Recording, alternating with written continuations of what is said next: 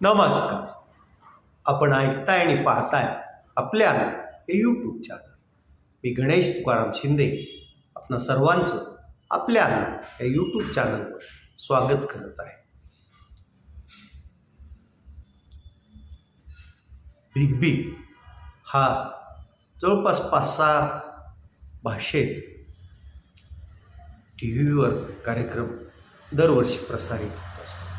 त्या बिग बीच्या घरात प्रवेश मिळावा म्हणून अनेक सेलिब्रिटीसह अनेक मान्यवर पण प्रयत्न करत असतात, परंतु अनेकांना यात यश पण मिळत नाही आणि काहींना अगदी अपेक्षा नसताना यश मिळत असतं. असंच काहीतरी दिसतंय. त्या बिग बीचं सूत्रसंचलन मराठी चित्रपट अभिनेता जो की मूळचा लातूरचा आहे, माजी मुख्यमंत्री विलासराव देशमुख यांचा पुत्र आहे, तो रितेश देशमुख आहे.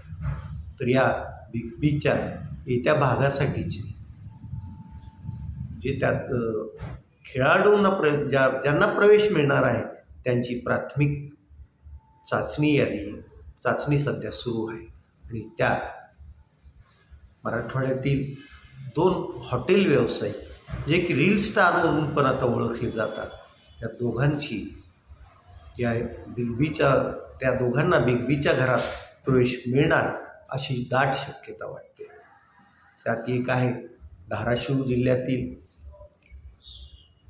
सोलापूर ते धुळे या महामार्गावर हॉटेल भाग्यश्री नावानं हॉटेल चालवणारा नागेश मडके. नाद करायचं नाही असं म्हणणारा नागेश मडकेचं हॉटेलही तो जोरात चालवतो. त्याचबरोबर त्या हॉटेलमधून मिळणारं जे उत्पन्न आहे त्यातील काही हिस्सा तो अगदी पूरग्रस्तांना असो किंवा मुंबईत मराठ्यांचं आंदोलन असो तिथं जाऊन सहकार्य करतो आणि तुळजाभवानीच्या यात्रेला पायी येणाऱ्या भाविकांना पाणी नाश्त्याची पण सोय करत असतो. तर अशा या नागेश मडकेचे व्हिडिओ प्रचंड असे व्हायरल आहेत. त्याला लाखोच्या घरात फॉलोअर्स पण मिळालेले आहे. नागेश मडकेच्या हॉटेल भाग्यश्रीचं वैशिष्ट्य तो सांगतो की माझ्याकडं अख्खं बोकड शिजवलेलं मटण असतं आणि तो ते मटण अगदी दररोज 20-20, 25-25 बोकडांची आहुती देऊन तिथं लोकांचं भूक भागवण्याचं काम करतो. त्यामुळं नागेशच्या भाग्यश्री हॉटेलला स्थानिक कमी परंतु बाहेरून येणारे भाविक आणि पर्यटक यांची सतत वर्दळ असते आणि मग त्याच्यातून मिळणाऱ्या पैशावर तो जाम खुश आहे आणि त्याचा संसार पण योग्य रीतीने चालू आहे. तर दुसरा आहे लातूर जिल्ह्यातला लक्ष्मण भोसले.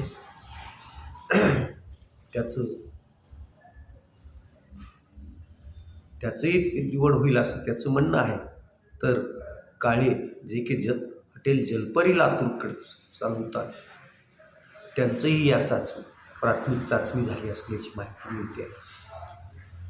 मग आता रितेश देशमुख जसं नागेश मडकेच्या बाजूनं त्यांचा कौल असेल त्याच्यापेक्षा थोडा जास्त जलपरीच्या काळेकडं कल असणार आहे ही निश्चितच. परंतु हे दोघांनाही बिग बॉसच्या घरात प्रवेश मिळेल याची अनेकांना खात्री वाटते आणि त्यांनी तो प्रवेश मिळवावा त्यासाठी प्रयत्न करावे अशी सर्वांची सदिच्छा पण आहे त्यांना. तसं ते प्रोत्साहन पण देत आहे.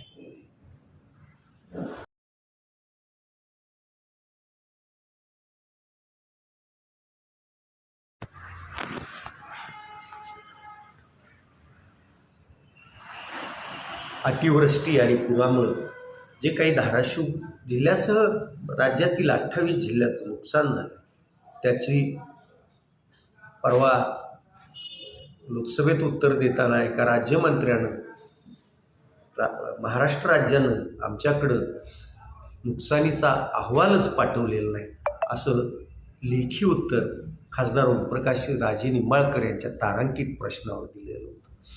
तर काल पण आज पण कृषी मंत्र्यांनी 27 नोव्हेंबरला आम्हाला राज्य शासनाचा अहवाल प्राप्त झाला आहे आणि मग ह्या अहवालावर साधारण 2-3 आठवडे आम्ही अभ्यास करू आणि नंतर राज्याला किती आम्ही भरपाई देणार, किती रकमेची मदत करणार हे जाहीर करू असं त्यांनी सांगितलं आहे. याच्यावरून असं दिसतंय की केंद्र राज्याच्याच सरकारमध्ये नव्हे तर केंद्र सरकारमध्ये पण समन्वय नाही. एका खात्याबाबतची माहिती दुसऱ्या खात्याला नाही आहे आणि सभागृहात ते सर्व मंत्री असताना त्यांना एकमेकांच्याबद्दल काही वाटत नाही असंच दिसतंय.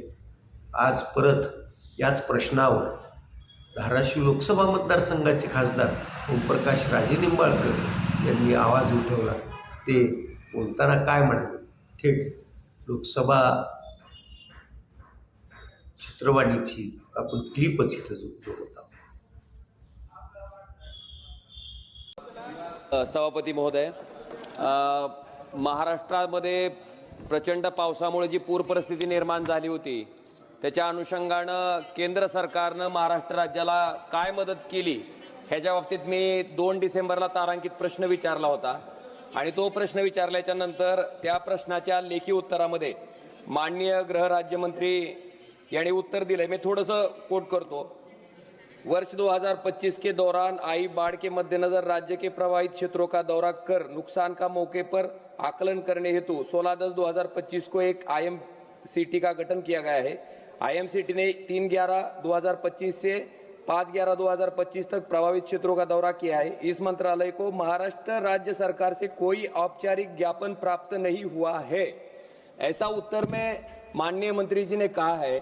उसके बाद कल खुद कृषि मंत्री जी ने भी कहा है कि महाराष्ट्र सरकार से कोई प्रस्ताव आया नहीं है.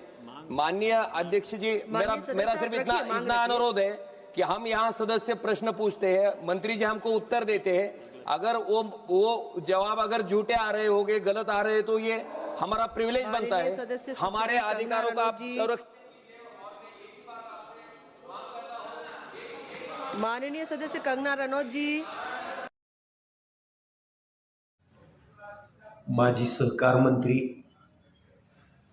भाजपचे सोलापूरचे आमदार सुभाष बापू देशमुख यांनी स्थापन केलेलं लोकमंगल समूह वेगवेगळे सामाजिक उपक्रम राबवत असतो.